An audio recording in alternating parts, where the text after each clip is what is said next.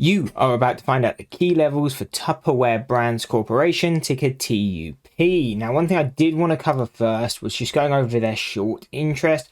So this was updated a few days ago, July 25th, and you can see the percentage of the float shorted is now at 27%. Again, this is quite a big increase. You go back to kind of May time, we were sitting around 20 to 15%. Now, this is just going to be on the rocketing price on the stock. Obviously, you're going to have more shorts coming in to short the shares, but it does mean if you're looking for those potential squeezes, obviously the higher this stock goes, the more likelihood, firstly, you're going to see more people short it, but the more likelihood that it can eventually squeeze. So if you're a short squeeze trader, I'm personally not, but if you are, these are a stock that can definitely be on watch. Now, to go over the key levels that I'm paying attention to though, again, this stock is skyrocketing and we have now broken 495. What this is our third deviation from the 6 month.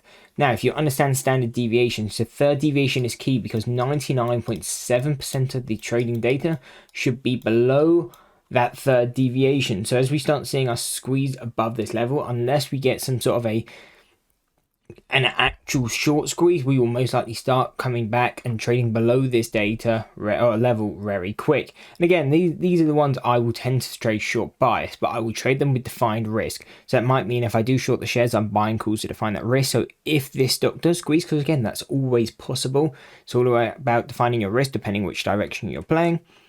If I'm shorting this, I'm definitely defining that risk because there is definitely a chance this stock could short squeeze. But yeah, if we do continue up, obviously we had that, we've broken that 495, we've just hit our 575 intraday. That seems to hold up quite well, and that is what we basically held today, and we test that a few times and we're starting to sell off. So we'll see if we can retest this and break it by the end of the day. But if not, we could be looking to retest this $5 level, start breaking below.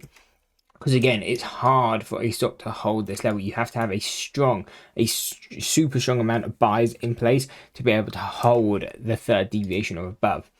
Now, if we do go higher, we do actually have one final level, and that's very far off from where we are now. And that's why I think these could be some good short bias levels with defined risk, because if we break out of here, this is where the squeeze will most likely happen. So we could look to play the downside down to 335, 250, and the 175, which are supports if we start to pull back.